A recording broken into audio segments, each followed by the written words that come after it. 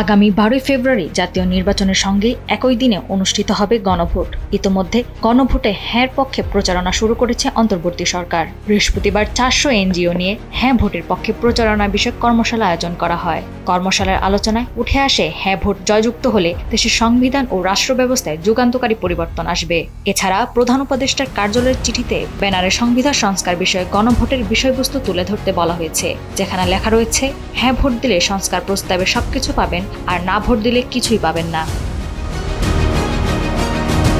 তবে প্রশ্ন হচ্ছে, অন্তর্বর্তী সরকার কি হ্যাঁ ভোটের জন্য প্রচারণা চালাতে পারে? জাতীয় গণভোটে একটি নির্দিষ্ট ফলাফলের পক্ষে অন্তর্বর্তী সরকারের এমন প্রচার চালানোর আইনগত বৈধতা আছে কি?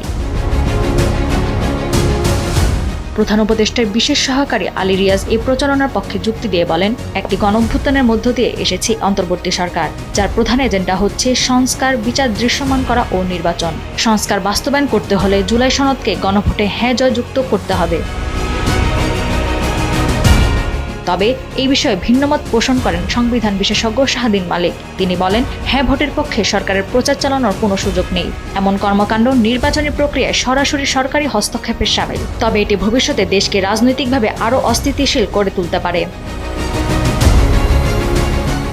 নির্বাচন কমিশনার আবু ফজল মোহাম্মদ সানাউল্লাহ বলেন, সরকার চাইলে গণভোট সম্পর্কে জনগণকে সচেতন করার প্রচারণা চালাতে পারে। সরকার গণভোটের গুরুত্ব তুলে ধরছে, গুরুত্ব তুলে ধরা দরকার। তবে সরকার হ্যাঁ বা না নির্দিষ্ট করে কোনো কিছু বলছে না।